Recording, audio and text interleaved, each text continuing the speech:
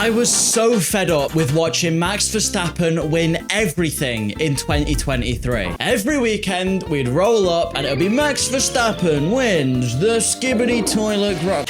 You get what I mean? It was to the point where I would have literally paid money to see somebody else win a Formula One race. Call me a generational hater, but I was so thankful when Carlos Sainz came in clutch and meant that I didn't have to become an F1 team principal, stage my own Flavio Briatore moment and have a crashgate so I could have someone else win a race. The thing is, I've never been the biggest Max fan. Have Fernando Alonso win every race of the season and I'll probably be pretty happy. But Verstappen, I'm not really that fussed. However, this year Max is proving why he is simply one of the greatest drivers to ever compete in Formula One, in terms of just how fast and consistent he really is. You know what that is? Simply, my mom had balls. Back in his younger days, pre-becoming a world champion, everyone could see that Max Verstappen was something special we should probably watch out for. Look at this! Max Emilian Verstappen. There's obviously the fact that in his literal first ever race for the Red Bull team, he straight up turned up, looked at all the people saying they shouldn't have promoted him, he's too young, they should have given him another year in Toro Rosso, and then went and won the race. What?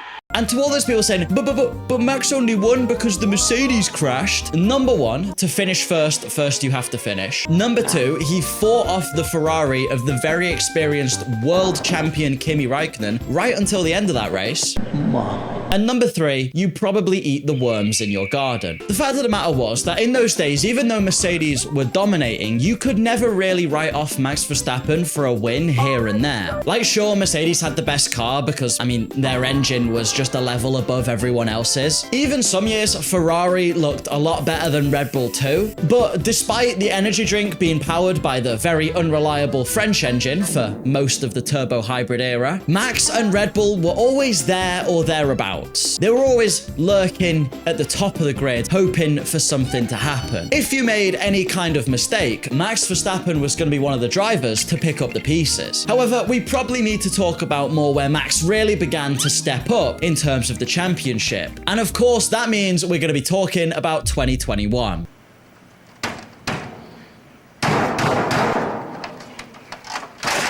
This was when Red Bull finally went toe-to-toe with Mercedes, and let's just say the racing was fierce. I'm not going to sit here lying to you all saying nothing controversial happened. It did many times. But the season was just incredible to watch. I mean, there's no argument that Lewis Hamilton is a very talented driver. You don't win 7 world championships being shit at your job. That is just a fact. Put the fries in the bag, you bald-headed twat.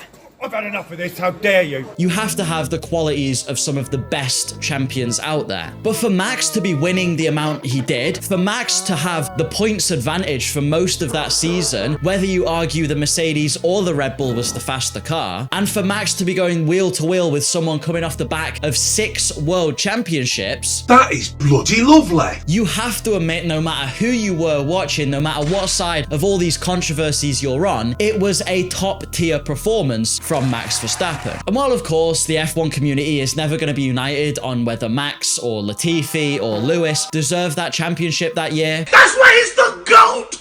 The GOAT! obviously it was Latifi. In terms of the official statistics, which is what we go off here at the Dan No Skill YouTube channel, Max Verstappen won that world championship. Also, we go off what Fernando tells me to do. Seriously, guys, he's keeping me held hostage.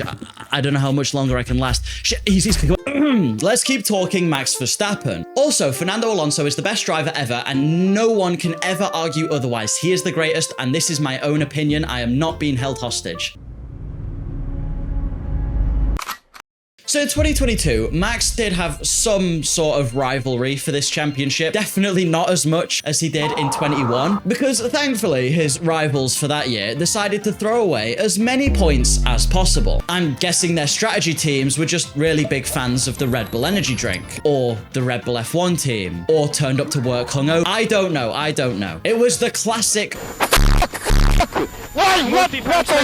Ferrari moments, who in moments of high pressure were guaranteed to fumble, and in moments of low pressure were guaranteed to fumble, and in moments where the weather changed were guaranteed to fumble, and in moments where the weather stayed the same. I just don't think they were very good. Even with that, Red Bull was straight up just the faster car at the end of the year with all the upgrades they got, and poor Charles Leclerc had no chance. Recently, Charles Leclerc visited an orphanage. It's heartbreaking to look into those sad, hopeless eyes, said the children he met. Enough with the Ferrari copium. It's time to talk 2023, the boring year I mentioned at the start of this video. At that time, honestly, if I heard the Dutch national anthem, I would rip the ears from the side of my head just to make the silence come back. I would have murdered someone, Dexter Morgan style, for some of that sweet, sweet Italian music. It's so good. I mean, just on a quick side note, but why can't the UK have a national anthem as upbeat as the Italian one? I know they're probably saying something about how having pineapple on pizza is punishable by putting you in a Rainbow Six Siege copper lobby for 5 years. Now, looking back at that season, and I know I've said it's boring and I hated it and blah, blah, blah, blah, blah, but I'm just going to reiterate the fact that it is one of the best individual performances in F1 ever. 19 Grand Prix! Yes, he had the fastest car, but to win 19 of the 23 races, with no better word to describe it, that is insane. Now, many argue a stat like that is inflated because we have more races nowadays than we used to, which is fair enough. But one stat that doesn't go in Max's favor is the percentage of races won over a season. It's easier to get a higher percentage of races won when there are less races in a season, because that's how percentages work. Now, for the longest time, Alberto Ascari held onto this record because he won 6 of the 8 championship races held in that year, and therefore had a win percentage of 75%. But in 2023, with just under triple the amount of races, Max Verstappen's 19 wins beat that with an 86% win ratio. I mean, that is absolutely insane. And we're being reminded of just how good Verstappen is this year, even to an extent at the end of last year, when he's not in the best car, Verstappen is still easily able to make the difference and close himself up to everyone else. A perfect example of this last year was Brazil 2024.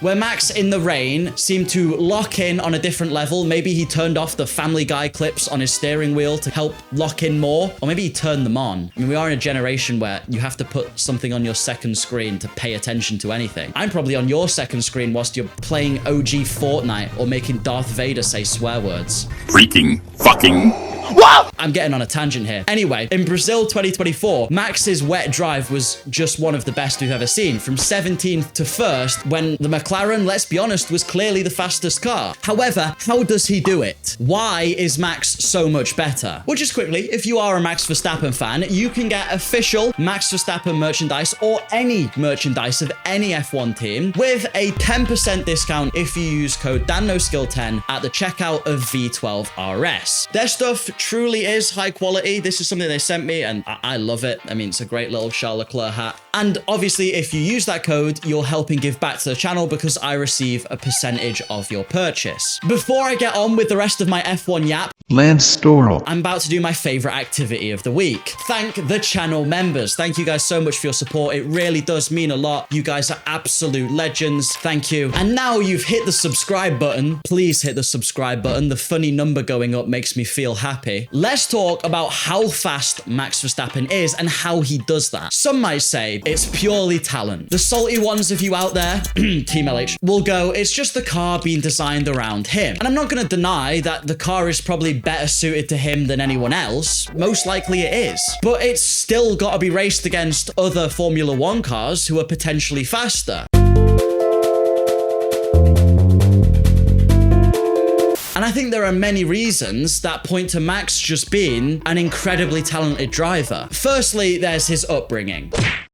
He was raised by a former F1 driver, Jos Verstappen, whose career was pretty unremarkable, to be honest. It's not like he achieved any podiums or wins. But also, Max's mother was a karting champion. So racing was in his blood, and from a very young age, he was likely exposed to it. Now, I know his father had some questionable methods of raising his son, and at one point, he forgot Max didn't run off petrol and left him at the petrol station. But at the end of the day, whatever magic fuel he did feed Verstappen, it worked. that? Because he's been quick since a young age. Even in karting, he was apparently pretty dominant. I don't think it's just Max's upbringing that makes him fast, especially not nowadays, because your natural talent and the things you were taught from childhood, they can only take you so far. To be honest, I just think Max spends more time racing than any other driver. If you go to Team Redline on Twitch at almost any hours outside of an F1 weekend, you will see Max Verstappen and his sim racing team live and in some kind of online race, usually on iRacing, which is by most people's standard the most realistic sim racing experience you can get. Even if it's not Formula cars but GT cars Max is driving, you know, he doesn't want to drive Formula cars all the time, he wants to change it up. It's still more experience in handling racecraft, in preparing strategies, in learning the tracks. And this is experience Max is getting by doing this, and his competitors, who most of them probably aren't doing this, they're not getting that experience. We even saw this when Max, using the equivalent of the disguise where it's a fucking glasses and a nose and mustache, he went to the Nürburgring as Franz Hermann. Franz Hermann, Max Verstappen, same person. Max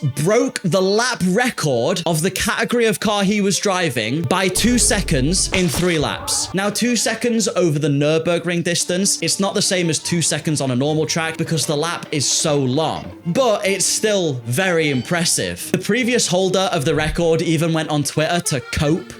Maybe not cope, but you get what I mean. He went on Twitter and was like, oh, Max wasn't using the same bot as everyone else who drives those GT cars, so of course he's gonna go faster. Still a mega lap. If you don't know what a bop is, it's not incel Instagram language. It stands for balance of power, and it's just weight they add and engine power they tone down to make GT cars all run a little bit more similar. Anyway, he was like, nah, Max didn't use the same one as normal, so it's not compatible. To which Max replied, no, don't spread lies. I used the same one and I beat your record. So my man Franz Hermann over here was actually just a beast on the track. And what did Franz, or Max, attribute to his speed?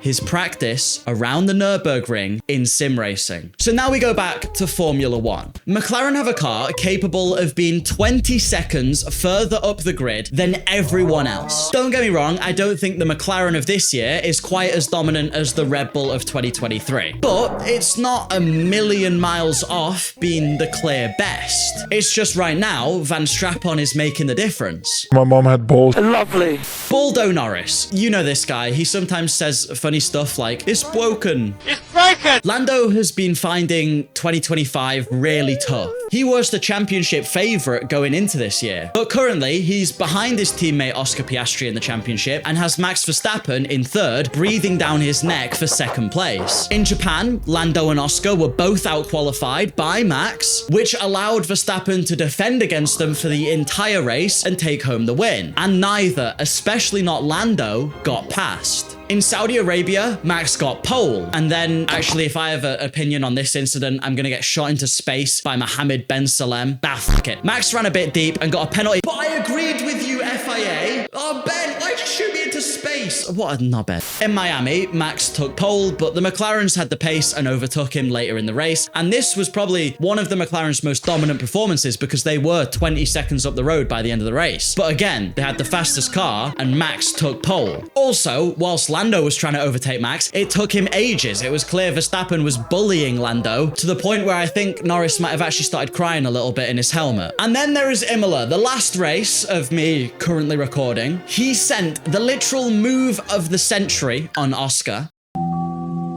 From there, controlled the race as McLaren stared at their strategy in confusion. Honestly, McLaren, it was on the strategist that day that Oscar didn't have a chance to win. There is one driver out of these three who is clearly showing why the likes of Max and Oscar keep on winning while he doesn't. And it's Lando Norris. Norris consistently seems to struggle to defend on the starts, and that has improved this year more than it was last year, but he still has his funny moments. Norris seems to struggle to overtake Max and finds himself stuck behind Max a lot longer than Oscar ever does. Move!